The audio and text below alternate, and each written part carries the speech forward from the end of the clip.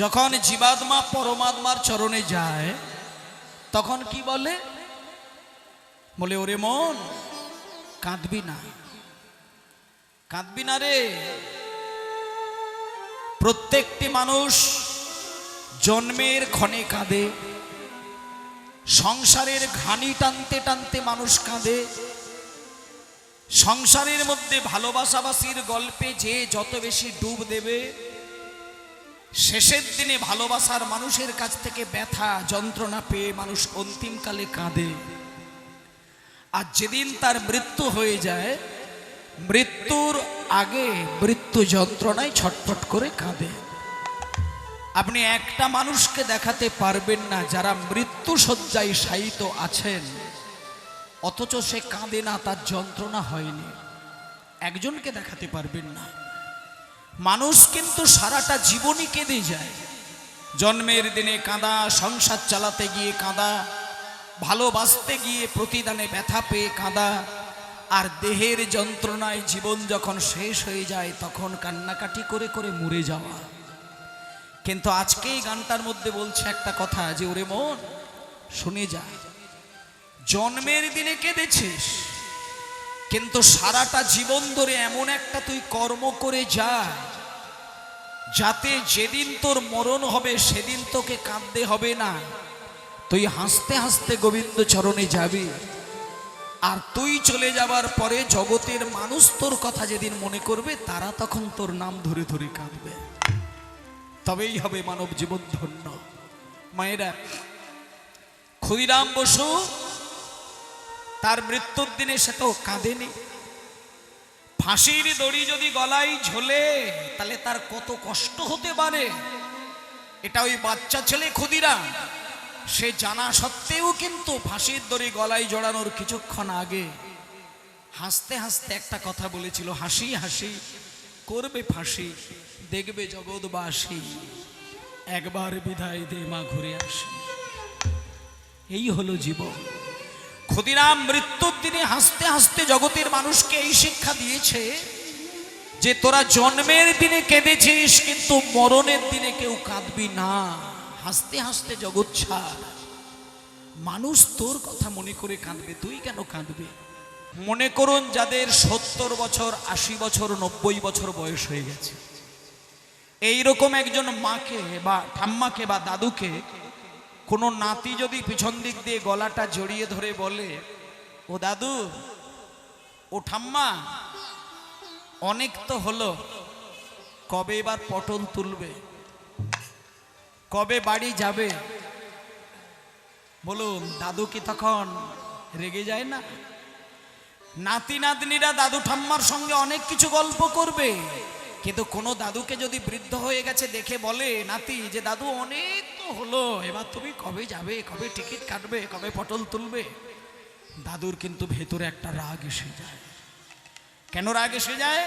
তার কারণটা হচ্ছে দাদু আসলে এটা জানে যে আমি মরে যাচ্ছি মানে আমার জীবনে শেষ হয়ে গেল। কিন্তু শাস্ত্র বলছে মৃত্যু মানে জীবনের শেষ নয়। মৃত্যু মানে হলো একটা জীবনের শেষ আর একটা নতুন জীবনের শুরু।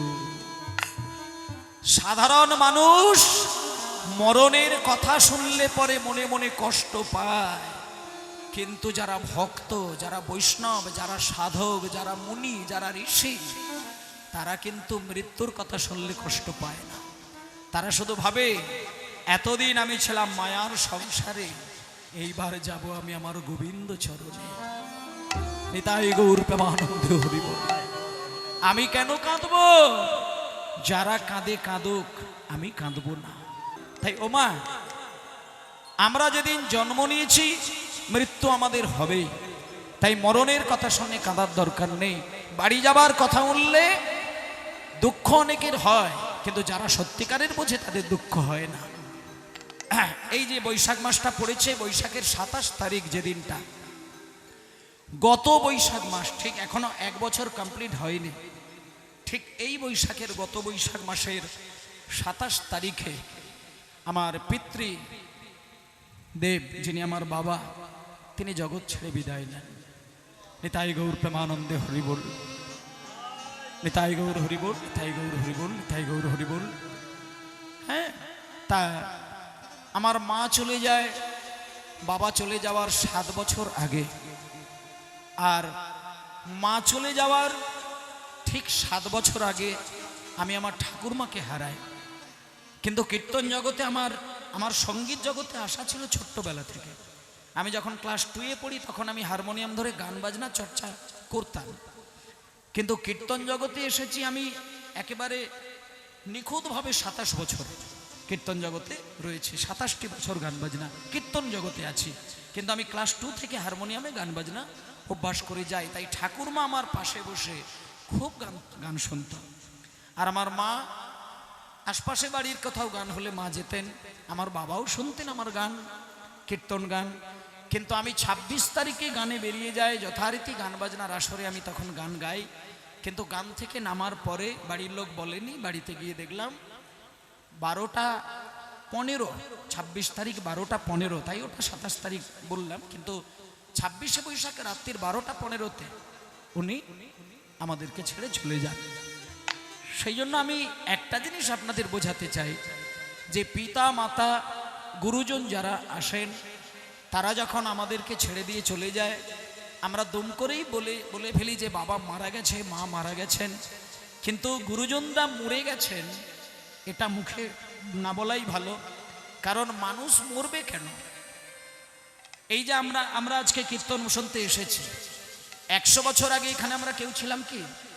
100 বছর আগে আমরা কেউ ছিলাম? তাহলে 100 বছর আর কদিন? মাত্র 100 বছর আগে কেউ ছিলাম না আমরা। কিন্তু দেখুন এত সুন্দর আমরা কিন্তু এখন আছি, কিন্তু 100 বছর পরে থাকবো কি কেউ আর? তাহলে এগুলো যদি মানুষ একটু ভাবে, 100 বছর আগেই আমাদের অস্তিত্ব ছিল না, এখন আছি, আবার 100 বছর পরে আর আমরা কেউ থাকবো না, নিশ্চিন্ন হয়ে যাব।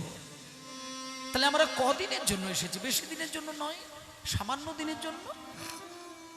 কিন্তু মায়েরা, এই দেহের ভেতরে যে আত্মা, এটা 100 বছর কেন, কোটি কোটি বছর আগেও ছিল, এখনো আছে। কোটি কোটি বছর পরে দেহের মধ্যে আত্মাটা থাকবে। দেহের মরণ হয়, আত্মার মরণ হয় না। আত্মা শুধু দেহটাকে ছাড়ে, সে আবার একটা নূতন করে দেহের মধ্যে স্থান পাবার জন্য। আত্মা যেদিন বুঝবে যে এ দেহটা থাকার জন্য আমার আর যথাযোগ্য নয়, সেদিন আত্মা দেহ থেকে বেরিয়ে যাবে।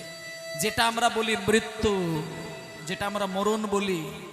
কিন্তু মায়েরা, সারা জীবন গোবিন্দের 2 চরণে যদি আপনি কেঁদে কেঁদে যেতে পারেন, আপনার মরণটা হবে সাপের খোল ত্যাগের মতন।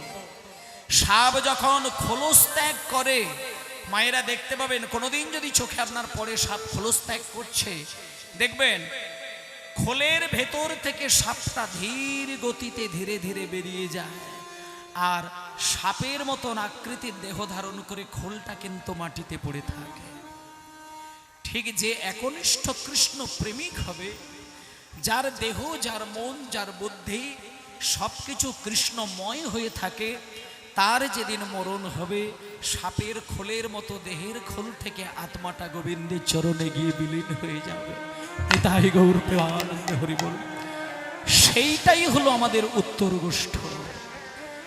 এই বলতে চাইছে 9 লক্ষ ধেনু একমুখী করো, নবদ্বারকে একমুখী করো। তাই মা, আমাদের জীবন সাজাতে হবে সেই রকম, যেদিন আমরা চলে যাব কাঁদবো না, যেদিন চলে যাব দেহ আমাদেরকে জ্বালা দেবে না, যেদিন আমরা মরবো জ্বালা যন্ত্রণায় ছটফট করতে হবে না। আমি কখন যাব আমি জানবো না, আমি কখন যাব আমার ভালোবাসার মানুষজন জানতে পারবে না। সেটাই হলো জীবন। হরিদাস ঠাকুর সেই জন্য মহাপ্রভুকে বলেছিলেন, আপনারা অনেকেই জানেন, আপনারা পুরীর মন্দিরে গেলেন, সিদ্ধ বকুল বলে একটা গাছ আছে, সেই গাছের তলায় অন্তত গিয়ে 5টা মিনিট চোখ বন্ধ করে একটু ধ্যান করে আসবেন। কারণ ওই গাছের তলায় হরিদাস ঠাকুর সারা জীবন বসে বসে ধ্যান করেছিলেন। একটা দিন শুধু হরিদাস শুয়ে শুয়ে নাম করেছিলেন। মহাপ্রভু হরিদাসকে বলেছিল, হরিদাস তুমি কোনোদিন জপের মালায় যখন নাম করবে, দেহটাকে মাটির সঙ্গে সমান্তরাল করে দিয়ে শোবে না। হরিদাস কোনোদিন সেটা করেনি। কিন্তু একদিন হরিদাস শুয়ে শুয়ে জপের মালায় নাম করেছিলেন। মহাপ্রভুর কাছে খবর এলো হরিদাস শুয়ে শুয়ে নাম করছে। মহাপ্রভু গম্ভীরা ধামের ভেতর থেকে ছুটতে ছুটতে গিয়ে হরিদাসের কাছে গিয়ে বলল, হরিদাস, তুমি তো কোনোদিন শুয়ে শুয়ে নাম করো না, তুমি হঠাৎ শুয়ে শুয়ে নাম করছো কেন? তখন হরিদাস হামাগুড়ি দিতে দিতে গিয়ে মহাপ্রভুর দুটো চরণ ধরল। দুটো চরণ জড়িয়ে ধরে সেদিন বলেছিল, প্রভু আমি কোনোদিন শুয়ে শুয়ে নাম করিনি, কিন্তু আজকে শুয়ে শুয়ে নাম করছি।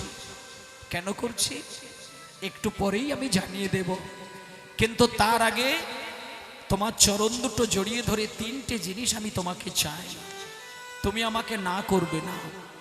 তখন মহাপ্রভু কথা দিয়েছিল, হরিদাস বলো তুমি কোন তিনটে জিনিস চাও, আমি তোমার কথা কোনোদিন ফেলবো না। তখন হরিদাস তিনটে জিনিস চেয়েছিল, যে তিনটে জিনিস আপনারা চাইবেন তবেই জীবনটা ধন্য হবে। হরিদাস বলেছিল, প্রভু নিতাই গৌর প্রেমানন্দে হরিবোল হরিবোল হরিবোল। স্বয়ং হরিদাস ঠাকুর মহাপ্রভুকে বলেছিলেন, প্রভু যেদিন মানুষ মরে যায় আমি নিজে চোখে দেখেছি কত জ্বালা, কত যন্ত্রণা, কত ছটফট ছটফট করে করে মানুষের মরণ হয়, কিন্তু প্রভু তোমার চরণ ধরে আমি তিনটে জিনিস চাই। যেদিন আমার মরণ হবে সেদিন যেন আমার মুখে হাসি থাকে, যেদিন আমার মরণ হবে সেদিন যেন আমার জিহ্বায় কৃষ্ণের নাম হতেই থাকে, আর যেদিন আমার মরণ হবে সেদিন যেন হৃদয়ে তোমার এই যুগল চরণ বসানো থাকে। নিতাই গৌর আনন্দে হরিবোল। তাহলে মানুষের এই তিনটে জিনিসের জন্যই বেঁচে থাকা, আর কিছুর জন্য বেঁচে থাকা নয়।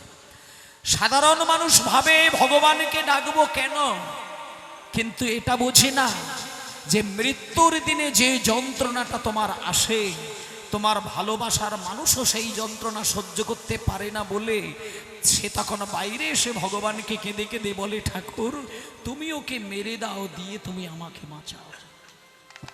তাহলে কোনো ভালোবাসার মানুষ কোনোদিন তার আপনজনের মৃত্যু চায় না, কিন্তু জ্বালা যন্ত্রণা সহ্য করতে না পেলে আপনজনও ভগবানকে বলে, ওকে মেরে দাও, দিয়ে তুমি আমাকে শান্তি দাও। কিন্তু এটা হবে কেন? এটা হওয়ার দরকার নেই। তুমি ভগবানকে রাত দিন সারা জীবন কেঁদে কেঁদে জানিয়ে যাও যে ঠাকুর তুমি আমাকে সারা জীবন কাঁদিয়ে দাও, আমি সহ্য করব। তুমি সারা জীবন আমাকে ব্যথা দাও, আমি সহ্য করব, কিন্তু যেদিন আমার মরণ হবে সেদিন যেন মুখে আমার কান্না না থাকে। যেদিন আমার মরণ হবে সেদিন আমার হৃদয়ে যেন তোমার চরণ থাকে, আর যেদিন আমার মরণ হবে সেদিন যেন আমার জিহ্বায় তোমার নাম চলতেই থাকে। নিতাই গৌর হরিবোল, নিতাই গৌর হরিবোল, নিতাই গৌর হরিবোল। তাই এই প্রসঙ্গে একটা গান আপনাদের কাছে আমি শোনাবো, যে গানটি লিখেছিলেন অযোধ্যানাথ পাগড়াশি। এই লেখকের নাম অনেকেই শোনেননি, নাম হচ্ছে অযোধ্যানাথ পাগড়াশি। আর গানটি যিনি সুর দিয়েছেন তার নামটা শুনলেই আপনারা অবাক হয়ে যাবেন। অযোধ্যানাথ পাগড়াশির লেখা এই গানটা যিনি সুর দিয়েছেন তিনি হচ্ছেন স্বামী বিবেকানন্দ। তাহলে আপনি ভাবুন কিরকম স্তরের গান। স্বামী বিবেকানন্দ এই গানের সুর দিয়েছেন, আর গানটি শোনার জন্য পাগল হয়ে থাকতেন কে? তিনি হলেন রামকৃষ্ণ পরমহংসদেব। যেদিন নরেন স্বামীজির কাছে প্রথম সাক্ষাৎ করতে যায়, বাচ্চা ছেলে তখন নরেন, স্বামীজি নরেনকে দেখা মাত্র বুকে জড়িয়ে নিয়ে স্বামীজি নরেনকে বলেছিল, রে খোকা, এই নরেন আমাকে তুই একটু প্রাণ ভরে গান শোনাত, এমন একটি গান শোনা যে গান শুনতে শুনতে আমার আরতি দিয়ে বেদনা দিয়ে আমি যেন ভগবানকে বুকে জড়িয়ে ধরে কাঁদতে পারি, সেই হবে গান। আমাকে তুই সেই রকম গান শোনা যে গানে আমার শান্তি পাবো, যে গানের হৃদয় শীতল হবে, যে গানে কাঁদতে কাঁদতে আমি ভগবানের রূপ মাধুর্য দেখব, এই গান একটা আমাকে শোনা। তখন নরেন স্বামীজিকে যে গানটা শুনিয়েছিল এই গানটা এই উত্তর গোষ্ঠকে কেন্দ্র করেই গান। এই গানের মানে বুঝলে আপনি সব বুঝে যাবেন। আমাদের এই দেহটা বেশি দিনের জন্য কেউ নেই, আমরা গত বছরে এই বাজারে আপনাদের কীর্তন হয়েছিল এই গ্রামে, আর আজকে কীর্তন হচ্ছে। আপনারা খোঁজ নিয়ে দেখবেন, এমন কারোর নাম আপনারা পাবেন এই আশপাশের মধ্যেই হয়তো কোনো মায়ের বা বাবার বাড়ি ছিল, তিনি গত বছরে ছিলেন কিন্তু এই বছরে তিনি আমাদের মধ্যেই নেই। কিন্তু তিনি যখন গত বছরে হরিনাম শুনেছিলেন, তিনি কি জানতেন যে আগামী বছর হরিনাম হবে কিন্তু আমি থাকব না? নিতাই গৌর হরি বল হরি বল। তাহলে আজকের দিনে আমি আছি, আপনারা আছেন, আপনারা বলতে পারবেন যে আগামী বছর হরিনাম হলে আবার আপনারা বুঝতে পারবেন মাঝখানে কার কখন গোবিন্দের ডাক আসবে কেউ বলতে পারি না।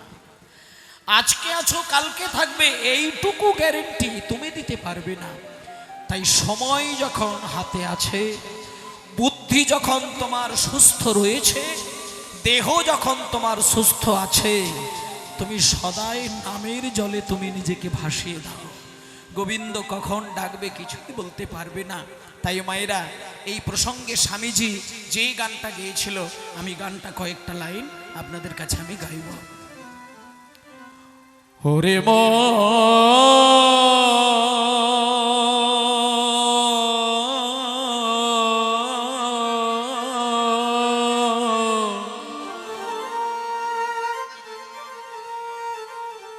চলো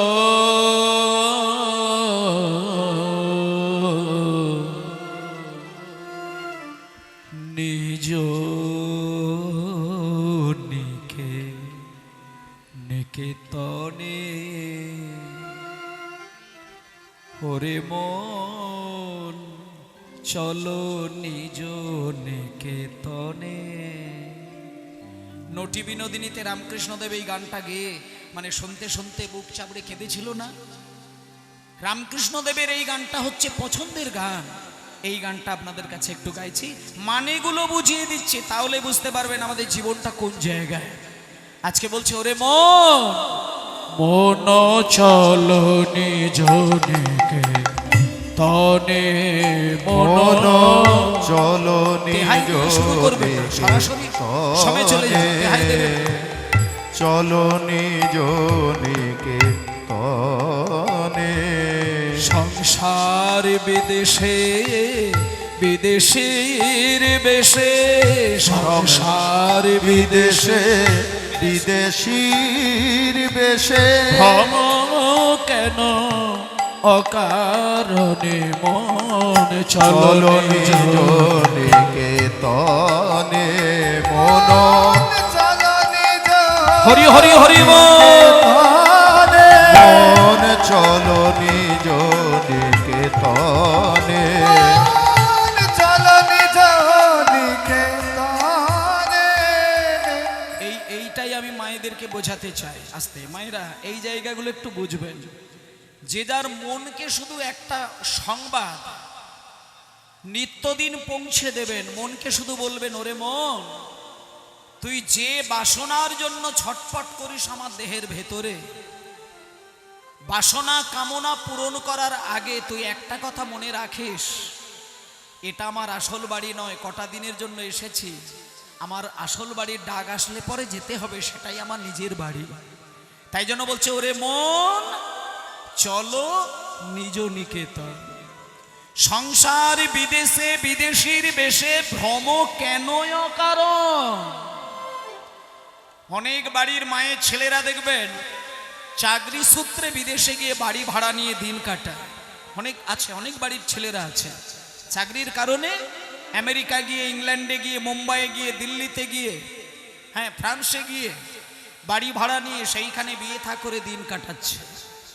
কিন্তু বলছে বিদেশে গিয়ে বাড়ি ভাড়া নিয়ে সুন্দরী মেয়েকে বিবাহ করে নিজের দেশের বাড়ি আর নিজের মা বাবাকে ভুলে গেলে সেই ছেলের যেমন দুর্গতির শেষ থাকে না, তেমনি মায়ার সংসারে এসে গোবিন্দের চরণ ভুলে গেলে তারও তো দুর্গতি শেষ হয় না। তাই জন্যই বলে দিল সংসার বিদেশে বিদেশীর বেশে, সংসার বিদেশে বিদেশীর বেশে, কেন অকারণে মন চলো নিজ নিকেতনে। তনে মন চলো নিজ নিকেতনে চলো নিজ নিকেতনে মন চলো নিজ নিকেতনে বিষয় পঞ্চক আর ভূতগণ বিষয় পঞ্চক আর ভূতগণ সবই তোর পর কেহ নয় আপন বিষয় পঞ্চক আর ভূতগণ সবই তোর পর কেউ নয় আপন বিষয় পঞ্চক আর ভূতগণ সবই তো পার কেহ নয় আপন বিষয় পঞ্চক আর ভূতগণ সবই তোর পর কেহ নয় আপন পর প্রেমে কেন হয়ে আছে তেন পর প্রেমে কেন হয়ে অচেতন ভুলিলি আপন জানে মন চলো নিজ নিকেতনে চলো নিজ নিকেতনে মন চলো নিজ নিকেতনে চলো নিজ নিকেতনে মায়েরা এই দেহটা এমন কিছু মূল্যবান নয় মা এই পৃথিবীতে যেমন পাঁচটা জিনিস আছে পাঁচটার বাইরে কিছুই নেই আপনি নিজে চোখেই দেখতে পাচ্ছেন পৃথিবীতে মাত্র পাঁচটা জিনিস মাটি জল আগুন আকাশ বাতাস বলুন এর বাইরে পৃথিবীতে আর কি আছে তেমনি দেহটা যেদিন প্রাণ হারাবে দেহের ভেতর থেকে যখন প্রাণ পাখিটা উড়ে যাবে সেদিন আমার দেহের মধ্যেও পাঁচটা জিনিস রয়েছে মাটি জল আগুন আকাশ বাতাস আপনি যদি দেহটাকে পুড়িয়ে দেন তাহলে সেটা সরাসরি মাটিতে চলে গেল কিন্তু আপনি যদি না পুড়িয়ে দেহটাকে মাটির উপরে শুধু রেখে দেন তাহলে দেখবেন সেই দেহের ভেতরে থাকা যে বাতাস সেটা ধীরে ধীরে বেরিয়ে প্রকৃতির বাতাসের সাথে মিশে যায় দেহের ভেতরে থাকা যে জল 2/3 যে জল সেই জলটা তখন পচে গলে গিয়ে প্রকৃতির জলের সাথে মিশে যাবে দেহের মধ্যে যে তাপ উষ্ণতা সেই তাপটা ধীরে ধীরে যেটাকে আমরা পিত্ত বলি সেই তাপ আমাদের এই প্রকৃতির মধ্যে থাকা তাপের সঙ্গে মিশে যাবে আর দেহের মধ্যে থাকা যে আকাশ যেটাকে বলা হচ্ছে শূন্যতা সেটা আকাশের সঙ্গে বিলীন হয়ে যাবে আর দেহের মধ্যে মাটিটা মাটির সঙ্গে রয়ে যাবে একদিন তুমি দেখবে তোমার দেহটা আর দেখা গেল না তাহলে নিতাই গৌর প্রেমানন্দে হরিবল হরিবল তাহলে এই মাত্র পাঁচটা জিনিস দিয়ে দেহ তৈরি আর তার মধ্যে তুমি যদি অহংকার করে বেড়াও যেদিন তোমার এই দেহটা সে কেড়ে নেবে সেদিন তুমি আর অহংকার রাখবে কোথায় এমনি একটা কথা আছে না পরের সোনা দিও না কানে কেড়ে নেবে পাপবন দিনে পরের সোনার দুল পরে বিয়ে বাড়িতে গিয়ে অহংকার যদি দেখাচ্ছেন এবার যার সোনার দুল সে যদি অহংকারটা সহ্য না করতে পেরে হাজার লোকের মধ্য থেকে সোনার দুলটা কেড়ে নেয় সেদিন আপনার অহংকার জলাঞ্জলি হয়ে যাবে তাই এই দেহটা হচ্ছে পঞ্চভূত দিয়ে তৈরি আর এই পঞ্চভূতের মালিক হচ্ছে আমার ভগবান ব্রহ্ম কৃষ্ণ আর তার এই পঞ্চভূতে দেহ নিয়ে যদি দেহের মধ্যে অহংকার করে বেড়াও তাহলে যেদিন তিনি তোমার প্রতি রেগে উঠবেন সেদিন হাজার মানুষের কাছ থেকে যখন দেহটা কেড়ে নেবে সেদিন তোমার সব অহংকার নীরবে শেষ হয়ে যাবে তাই জন্যই তো বলে দিল বিষয় পঞ্চক আর ভূতগণ সবই তোর পার কেহ নয় আপন পর প্রেমে কেন হয়ে আছে তন ভুলিলি আপন জানে মন চলো নিজ নিকেতনে চলো নিজ নিকেতনে মন চলো নিজ নিকেতনে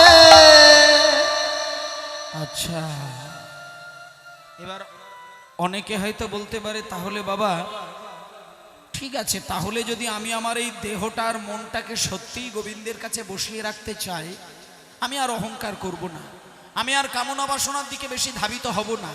আমি যদি মনে করি যে একদিন তো যেতেই হবে, তাহলে আমি শীঘ্রই গোবিন্দের চরণ ধরে এখনই তৈরি থাকব। তাহলে আমার কাজ কি আছে? বলে, কাজ তো তোমার হাতের কাছেই আছে। তুমি আসল কাজকে ছেড়ে দিয়ে তুমি নকল কাজকে নিয়ে ব্যতিব্যস্ত হয়ে আছো, তাই তুমি কাজ দেখতে পাচ্ছ না। তোমার আসল কাজ কি জানো? শুনে নাও, সাধু সঙ্গ নামে আছে পান্থধাম, শান্ত হলে তথায় করিবে বিশ্রাম। পথভ্রান্ত হলে শোধাইয়া নিও সে পান্থ নিবাসী জনে। এই যে গানের মধ্যে বলছে আস্তে না, গান বন্ধ মানে কুটকুট করতে হবে না। সাধু সঙ্গ নামে আছে পান্থধাম। এই যে আপনারা গ্রামবাসী বৃন্দ আছেন, প্রত্যেকটি গ্রামে একটা না একটা হলেও কিন্তু সাধু গুরু বৈষ্ণব থাকবে। এটা আপনারা প্রমাণ নিয়ে দেখবেন, একজন হলেও প্রতিটি গ্রামে একটা সাধু থাকবে। এটা ঈশ্বরের বিচার। একটা গ্রামের মধ্যে যে কোনো একটা পাড়ায় গিয়ে, যে কোনো একটা কর্নারে গিয়ে একজন অন্তত মহৎ ব্যক্তি থাকবেই থাকবে। শুধু তোমরা তাকে চিনতে পারোনি, ধরতে পারো না। যদি থাকে তাহলে তাকেই তুমি তোমার সাধু সঙ্গের একজন মনে করে তুমি তার কাছে গিয়ে তুমি মাঝে মধ্যেই সাধু তত্ত্ব জানার জন্য একবার সময় দেবে। তিনি যদি তোমাকে সাধু কথা শোনাতে পারে, সাধু সঙ্গের সাথ দিতে পারে, তাহলে ওইখান থেকেই তোমার ভেতরের দরজাটা খুলতে শুরু করবে। তাই বলছে, সাধু সঙ্গ নামে আছে পান্থধাম, শ্রান্ত হলে তথাই করিবে বিশ্রাম। শ্রান্ত মানে পরিশ্রান্ত। কিসের পরিশ্রান্ত? না, তুমি কর্মের পরিশ্রান্ত। কোন কর্ম? সংসারের কর্ম। যে কর্ম তোমাকে জ্বালা যন্ত্রণা দিচ্ছে, এটা করতে গিয়ে মাঝে মাঝে আমরা পরিশ্রান্ত হয়ে যাই। তখন আমাদের করণীয় কি? করণীয় হচ্ছে সন্ধ্যাবেলায় একটা বার সময় বার করে একটুখানি গ্রামের মধ্যে থাকা ধর্মীয় জায়গায় গিয়ে একটু নিজের মনকে প্রশান্তিতে ডুবিয়ে রাখা। সেই জন্যই তো আগেকার দিনে রাজারা, জমিদাররা গ্রামের মাঝখানে একটা করে ধর্মীয় জায়গা তৈরি করে গিয়েছিলেন। কিন্তু এখনকার দিনে সেই সব ধর্মীয় জায়গায় নিত্যদিন ধর্মের আলোচনা হয় না। বছরে অনুষ্ঠান যখন হয় তখন হয়তো আলোচনা হয়, কিন্তু সারা বছর ধর্মীয় জায়গাটা এমনি পড়ে থাকে। অনেক মদমাতাল গিয়ে, গাঁজাখোর গিয়ে হয়তো সেই ধর্মীয় জায়গায় বসে বসে আন কথা গিয়ে বেড়ায়। কিন্তু মানুষের কাজ নিত্যদিন সন্ধ্যাবেলায় সেইখানে গিয়ে ধর্মের আলোচনার ভিত্তিতে যারা অধর্ম করে তাদেরকে ধর্মীয় আলোচনায় টেনে নিয়ে আসা। তাই জন্য বলল, সাধু সঙ্গ নামে আছে পান্থধাম, শান্ত হলে সখা করিও বিশ্রাম। সাধু সঙ্গ নামে আছে প্রান্তধাম, শ্রান্ত হলে সেথা করিও বিশ্রাম। প্রথভ্রান্ত হলে শুধাইবে যদি, ভ্রান্ত হলে শোধাইয়া নিও, ভ্রান্ত হলে শুধাইয়া নিও সে পান্থ নিবাসী জনে। যদি দেখো পথে ভয়েরই আগার, প্রাণপণে গিয়ে দোহাই রাজা। যদি দেখো পথে সে রাজা, দোহাই দিও সে রাজা। যদি দেখো পথে ভয়ের আকার, প্রাণপণে দিও দোহাই রাজার। যদি দেখো পথে ভয়েরই আকার, প্রান্ত হলে সেথা দোহাই দিও রাজা।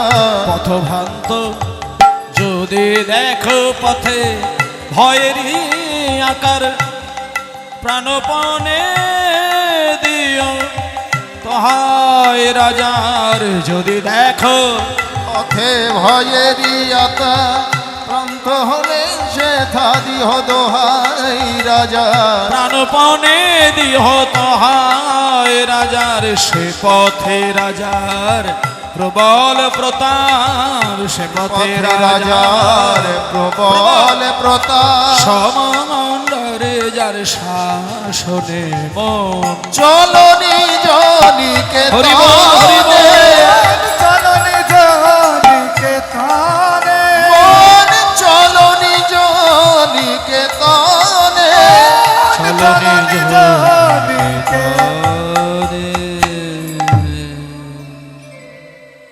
নিতাই গৌর প্রেমানন্দে হরিবোল হরিবোল হরিবোল। সবাই বলুন মধুময় শ্রীধাম বৃন্দাবন ধাম কি জয় মধুময় শ্রীধাম বৃন্দাবন ধাম কি জয় মধুময় শ্রীধাম বৃন্দাবন ধাম কি জয়। বেশ, আজকে আমরা এই তত্ত্বপূর্ণ গানটি গাইতে গাইতে বৃন্দাবনের মাটিতে প্রবেশ করলাম। আর বৃন্দাবনে এসে দেখি যে ভগবান শ্রীকৃষ্ণ তিনি সখাদের সঙ্গে খেলা খেলতে খেলতে ঠিক সন্ধ্যা হয়ে গেল। আর একটা জিনিস দেখবেন, এই উত্তরগোষ্ঠ লীলাটা না ঠিক বিকেল 3টে থেকে 6টার মধ্যে সমাপ্ত হওয়ার বিধান, কিন্তু কোনো কোনো জায়গায় দেখা যায় উত্তরগোষ্ঠ 6টা থেকে শুরু হচ্ছে, রাত্রি 9টা থেকে শুরু হচ্ছে। তাহলে এই ক্ষেত্রে একটা ঘটনা হচ্ছে কি, যে এমনিতে একটা শাস্ত্রে কথা আছে যে রাতে গোষ্ঠ দিনে রাস তার হয় সর্বনাশ। মানে রাত্রির বেলায় যদি গোষ্ঠলীলা গাওয়া হয় আর দিনের বেলায় যদি কোনো মঞ্চে দাঁড়িয়ে রাস গান হয়, তাহলে যারা শ্রবণ করবেন তাদেরও অপরাধ, যারা কীর্তন গাইবেন তাদেরও অপরাধ। কিন্তু তথাপিও আজকে এই গোষ্ঠলীলাটা, বিশেষ করে উত্তর গোষ্ঠটা রাত্রির বেলা হচ্ছে। কেন হচ্ছে? তাহলে এটা অপরাধ হয়ে যাচ্ছে। বলে না, ওই একটা তারপরে আরেকটাও কথা আছে, সেটা কি না, যত আইন তত ফাঁক। মানে তুমি কত বড় আইন তৈরি করবে তার ফাঁকও তো তৈরি করা থাকে। কি কেষ্টদা? হ্যাঁ, যত আইন তত ফাঁক। বলে তাহলে আইনটা কি? বলে আইনটা হলো এটাই যে উত্তরগোষ্ঠ দিনে গাওয়া হয় বিকেল বেলায়, কিন্তু রাত্রির বেলাতেও গাওয়া যায়। বলে কি করে গাওয়া যায়? বলে লজিকটা হচ্ছে, নিয়মটা হচ্ছে এটাই যে গোষ্ঠলীলা মোট 12 রকমের, তার মধ্যে 2টি লীলা রাত্রিতে এবং দিনে দুটো সময়ই গাওয়া যায়। সেই দুটো লীলার মধ্যে দুটো কি কি না, একটা হচ্ছে খোয়ার গোষ্ঠ আর একটা হচ্ছে উত্তর গোষ্ঠ। বলে খোয়ার গোষ্ঠ আর উত্তর গোষ্ঠ দুটো লীলা রাত্রিতে আর দিনে গাওয়া যায় কি করে? বলে শুনে না, যুক্তিটা বলে দিই। এখানকার বাবারা জানেন খোয়ার খোয়ার খোয়ার কাকে বলে জানেন? এখনকার দিনে তো আর সেই চলটা নেই। আগেকার দিনে যাদের গরু বাছুর ছিল তারা হয়তো মাঠে গরু বাছুরগুলো বেঁধে দিয়ে এসেছে, আর ওই গরু দড়ি ছেড়ে গিয়ে অন্য লোকের ধান ক্ষেতের ওপরে চলে গেছে। এবার তারা তখন ওই গরুগুলোকে তো আর মারধর করতে পারে না, সেজন্য ওই গরুগুলোকে নিয়ে, হ্যাঁ, যিনি জমিদার জমি চাষ করেন তিনি খোয়ারে দিয়ে চলে আসতেন। আর যার গরু সে তো সারা মাঠময় খুঁজছে, গরু খুঁজে পাচ্ছে না, তখন কি হবে? তিনি খোয়ারে গেলেন, খোয়ারে গিয়ে সেইখানে আবার দর কষাকষি করে সেই গরুগুলোকে ছাড়িয়ে আনে। তাহলে এটা করতে গেলে তো নিশ্চয়ই একটু দেরি হয়ে যাবে, একটু রাত হতে পারে। ওই জন্য খোয়ার গোষ্ঠটা দিনের বেলাও গাওয়া যেতে পারে, রাত্রিতেও গাওয়া যেতে পারে। আর একটা হচ্ছে এই উত্তর গোষ্ঠ, যেটা দিনে রাতে দুটোতে হয়। বলে এটা কেন হয়? বলে এটার মধ্যে একটা ওই রকম যুক্তি আছে। বলে কিরকম? বলে এই গোষ্ঠটা গোবিন্দ একদিন হাজার হাজার লক্ষ লক্ষ গরু বাছুর নিয়ে মাঠে বেড়াতে গেছিলেন, কিন্তু ফেরার সময় একটা গরুকে সেদিন দেখতে পায়নি। মানে সেদিন আর মাঠে চোখ মিলে দেখলো কোথাও আর সেই গরুটা নেই। খুঁজে খুঁজে খুঁজে খুঁজে দেখা গেল একটা গভীর জঙ্গলের মধ্যে কাঁটার ঝোপের একেবারে অপর প্রান্তে গিয়ে কান্নাকাটি করছে। তখন গোবিন্দ স্বয়ং নিজে ওই কাঁটার ঝোপের ভেতর দিয়ে গিয়ে সেই ছোট্ট গরুটাকে তুলে আনতে গিয়ে গোবিন্দের বাড়ি ফিরতে একটু দেরি হয়ে গিয়েছিল। সেজন্য এই লীলাটা উত্তর গোষ্ঠটা এটা সন্ধ্যার আগেও গাওয়া যায়, সন্ধ্যার পরেও গাওয়া যায়।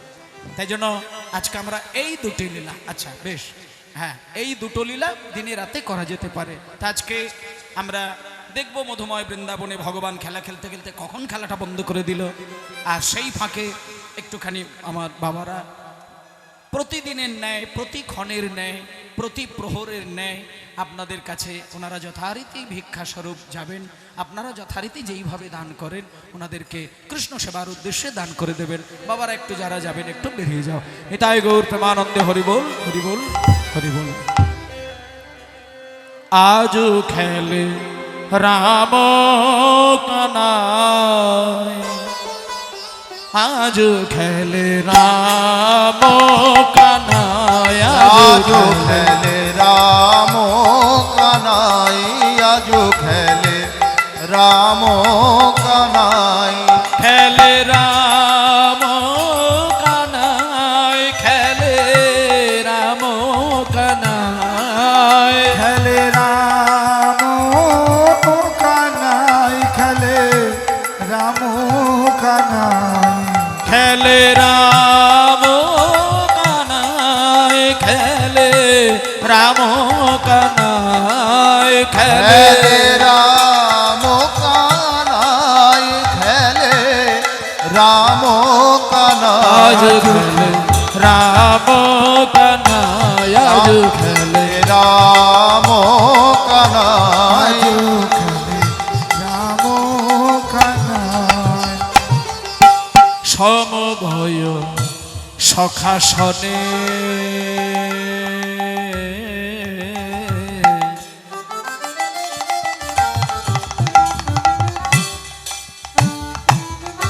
সমভয় সখাসনে তপন তনয়া তীরে সমভয় সখাসনে তপন তনয়া তীরে,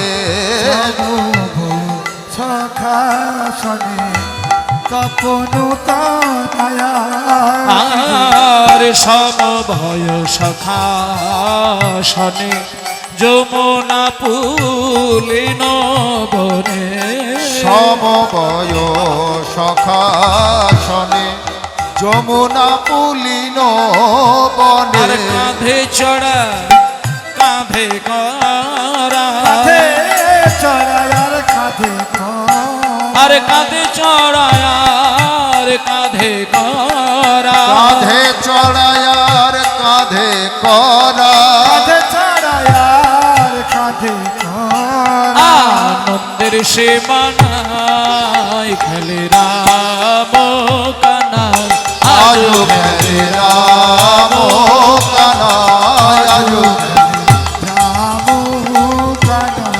আজ খেলে রাম কানাই। নিতাই গৌর হরিবোল হরিবোল হরিবোল হরিবোল। আজ বৃন্দাবনের মাঠে ভগবান শ্রীকৃষ্ণ খেলা খেলছেন প্রখর রোদের মাঝখানে। এত রোদের তাপ, সেই রোদের তাপে গোবিন্দের মুখটা ঘেমে যাচ্ছে, নিয়ে যাচ্ছে, কিন্তু তার মধ্যেও সখাদের সঙ্গে গরু বাছুরদেরকে মাঠে চড়াচ্ছেন। তাই জন্য গানের মধ্যে বলছে প্রখর রবির তাপে চাঁদ মুখ ঘামে আছে, প্রখর রৌদ্রের তাপে চাঁদ মুখ ঘামিয়াছে, আর প্রখর রবির তাপে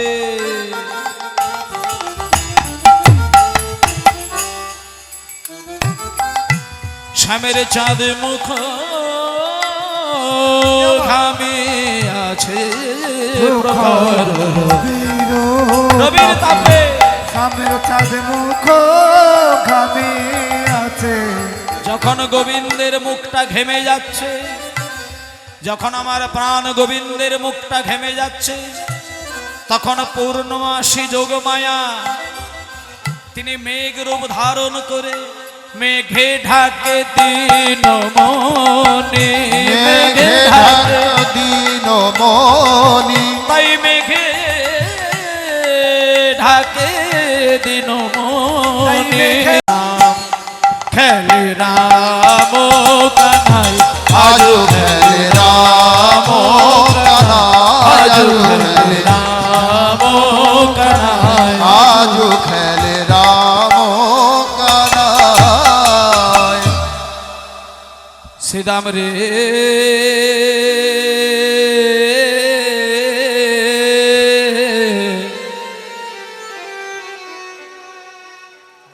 হরি ও হরি ও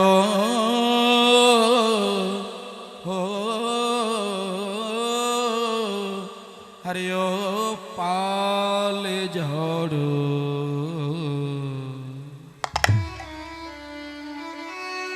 করো শ্রীদাম নিতাই গৌর হরিব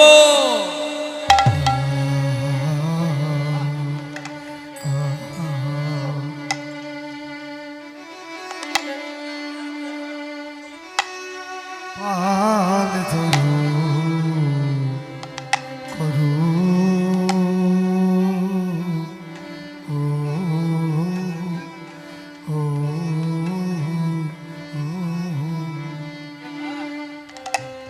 পাল জড়ো করো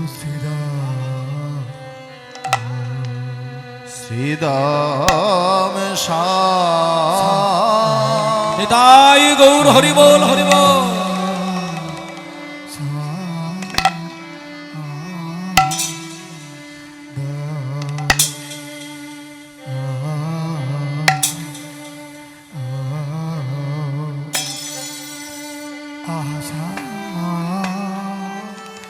জানদা দা সন্তোষী না বাহ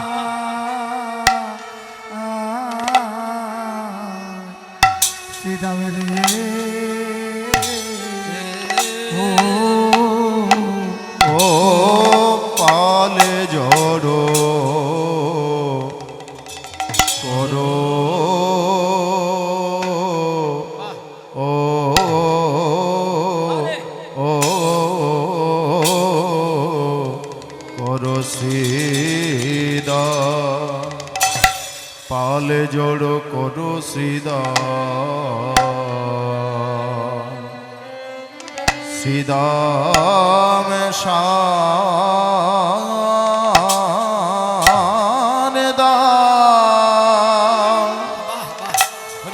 শান দাও সিংহা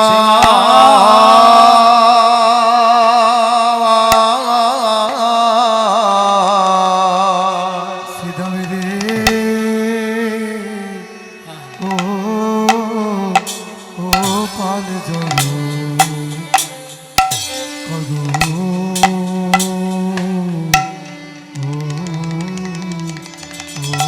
রাম শানে দাও সিংহা দেখো গগনে সঘনে বি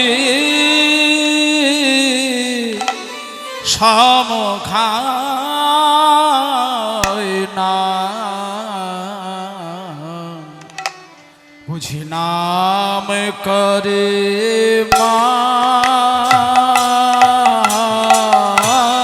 সঘনে তাই হরিব সমখায়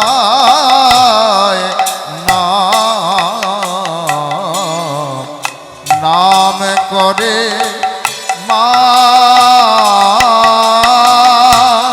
সঘনে বি সমখায় বুঝি না হরিবল হরিবল নাম করে হরে মা বুঝি মা নাম করে রে মানা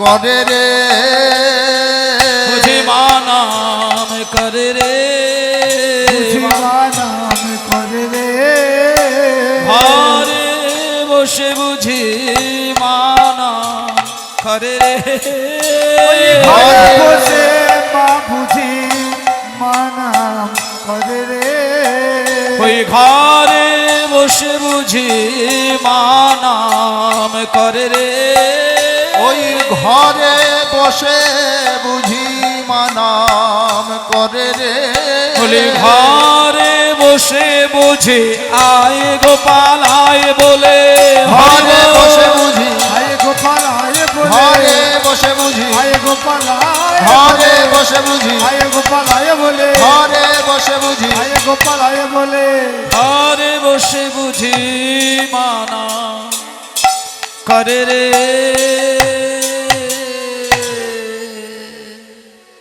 ভক্তমণ্ডলী মায়েরা, শ্রীদাম সুদাম দাম সুদাম সুবল মহাবল সুবাহ মহাবাহ স্তক কৃষ্ণ অর্জুন লবঙ্গ মধুমঙ্গল 24 জন বন্ধু আজকে ভগবানের সঙ্গে খেলা খেলছেন।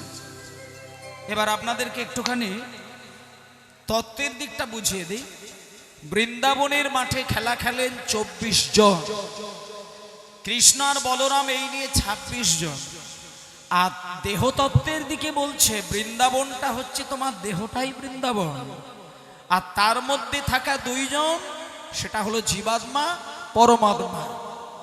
আর বাকি যে 24 জন বন্ধু, সেই 24 জন বন্ধু আর কেউ নয়, তারা কে না আমাদের দেহের ভেতরে থাকা 24টি তত্ত্ব হচ্ছে আমাদের 24 জন বন্ধু। সেই 24টা তত্ত্ব কি একটু আমি বুঝিয়ে দিই। মাটি, জল, আগুন, আকাশ, বাতাস, মন, বুদ্ধি, অহংকার, এই পর্যন্ত 8টি তত্ত্ব আমাদের দেহের মধ্যে বললাম। এবার 8টি তত্ত্বের মধ্যে মাটি, জল, আগুন, আকাশ, বাতাস, মন, বুদ্ধি, এই পর্যন্ত 7খানা আপনারা পাশে রাখুন। আর 8 নম্বরে যে অহংকার তত্ত্বটা বললাম, আমাদের মধ্যে যে অহংকারটা থাকে, এই অহংকার তত্ত্বের মধ্যে 17খানা শক্তি লুকানো রয়েছে। অহংকার 17টি তত্ত্ব দিয়ে গঠিত।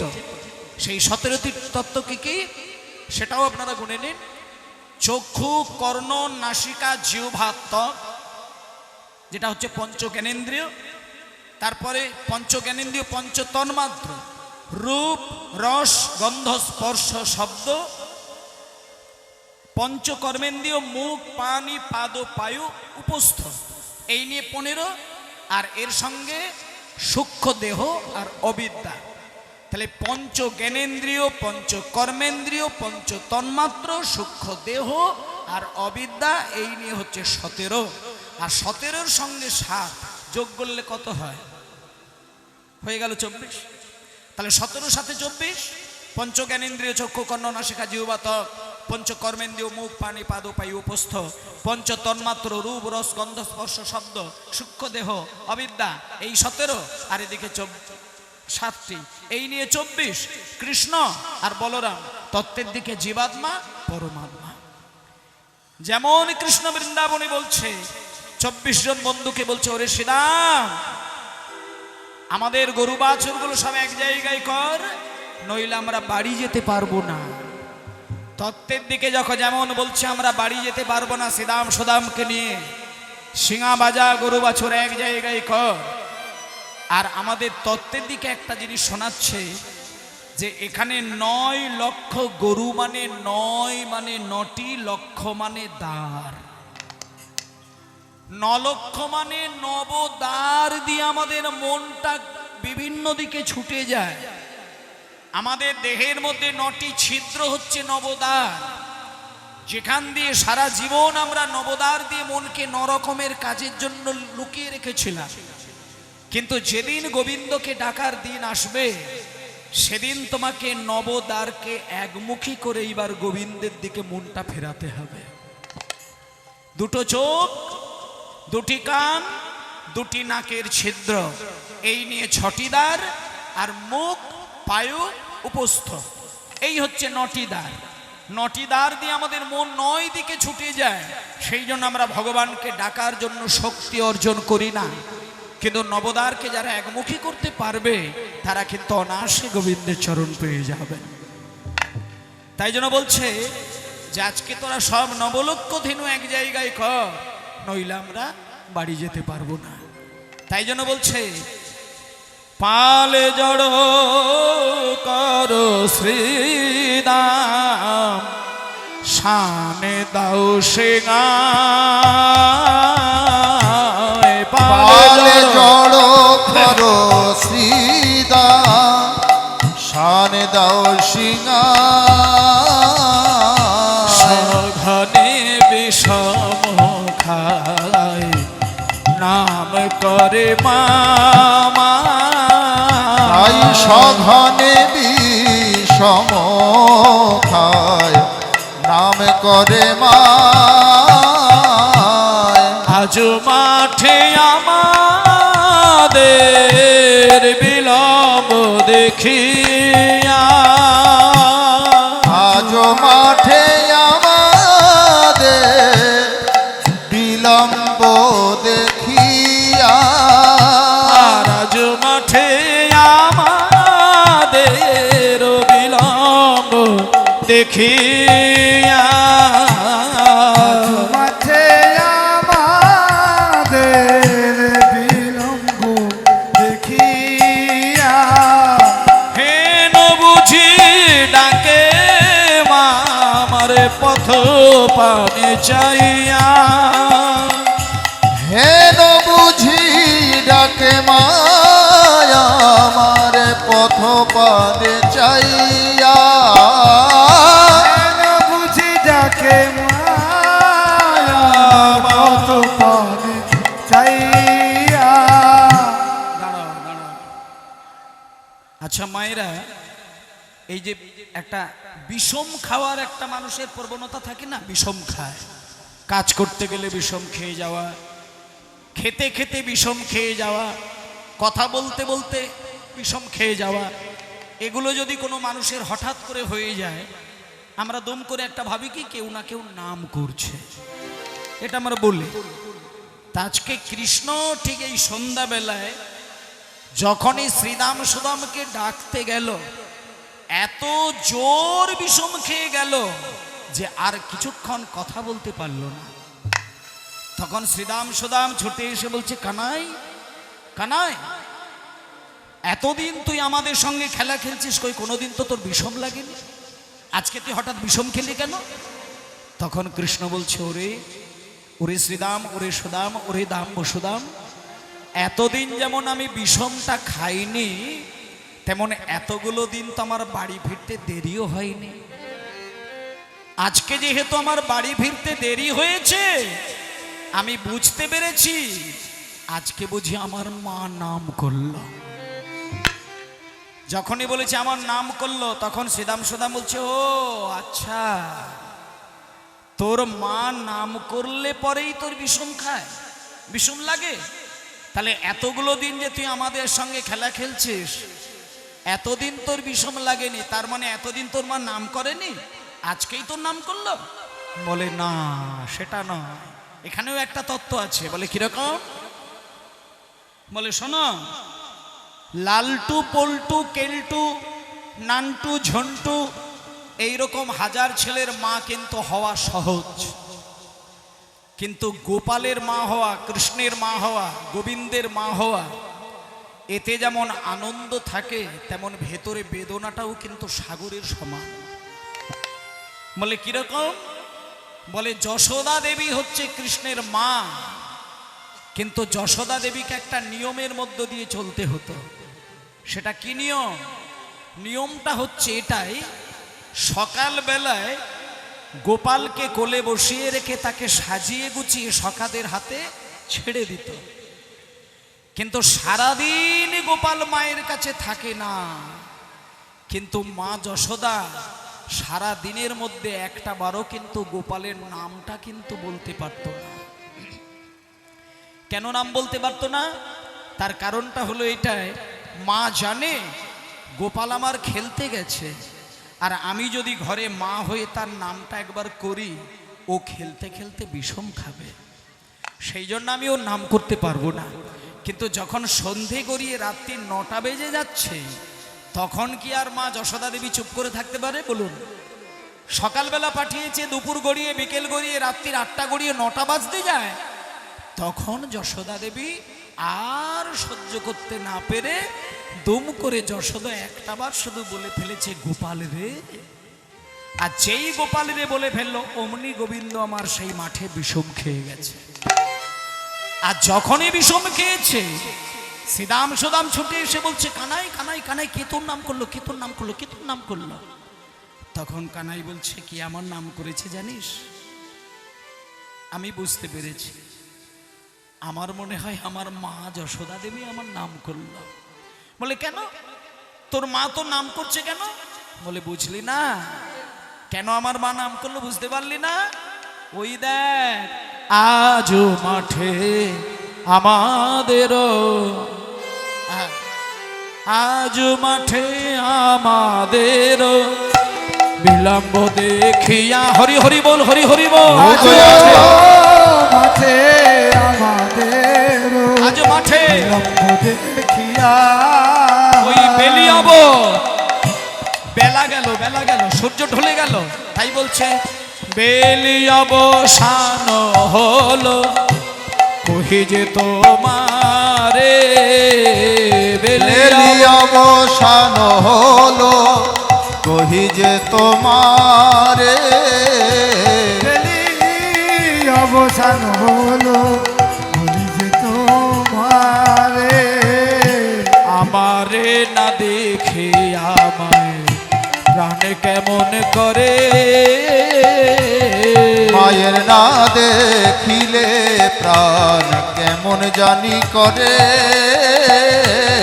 মায়ের না দেখিলে প্রাণ কেমন করে। তাই বলো রাম দাসে কহে হরি বল, হরি বল। শুনে কানাইয়ের বল, বলরাম দাসে কহে শুনি কানায়ে বলরাম দাসে কহে হরি বল। শুনি কানাইয়ের বল, আজ সকল রাখালো মাঝে করে উতর, আজ সকল রাখালো মাঝে পড়ল উতর, আর সকল রাখালো মাঝে করে উতর, আজ সকল রাখালো মাঝে পড়ল উত্তর। আজকে শ্রীরাম সুদাম ছোট্ট করে বাজাবে একটু, শ্রীরাম সুদাম দাম বসুদাম সবল মহাবল সুবাহু মহাবাহু, সকলের আজকে আর আনন্দের সীমা নেই। যখনই কৃষ্ণ বলছে চল চল চল বাড়ি চল, বাড়ি চল, বাড়ি চল, হুমায়রা বাড়ি যাবার কথা উঠলে পরে কিন্তু যাই বলুন না কেন আনন্দ কিন্তু হবেই হবে। বাড়ি যাবার শব্দটা এমন একটি শব্দ, বাড়ি যেতে হবে আনন্দ হবেই হবে। যেমন মনে করুন বাচ্চা বাচ্চা ছেলেরা স্কুলে যেতে কি সহজে চায়, জোর করে করে ঠেলে ঠেলে ঠেলে ঠেলে স্কুলে পাঠানো হয়, কিন্তু সারাদিন স্কুলে থাকার পরে বিকেল বেলায় যখন বাড়ি যাবার ঘন্টাটা বেজে যায় তখন বাচ্চাদের মধ্যে একটা আনন্দ তৈরি হয়। বিকেল বেলায় যারা চাকরি বাকরি করে 10টার সময় বেরিয়ে যায়, 4টের সময় চাকরির ডিউটি শেষ হয়, চাকরি শেষ হয়ে যাবার কথা শুনলেই যখন বাড়ি যেতে হবে তখন চাকুরিজীবীদের একটা আনন্দ এসে যায়। তাই জন্য মায়েরা বাড়ি যাবার কথা উঠলে পরে সবারই কিন্তু একটা ভেতরে আনন্দ এসে যায়। কিন্তু মায়েরা বাবা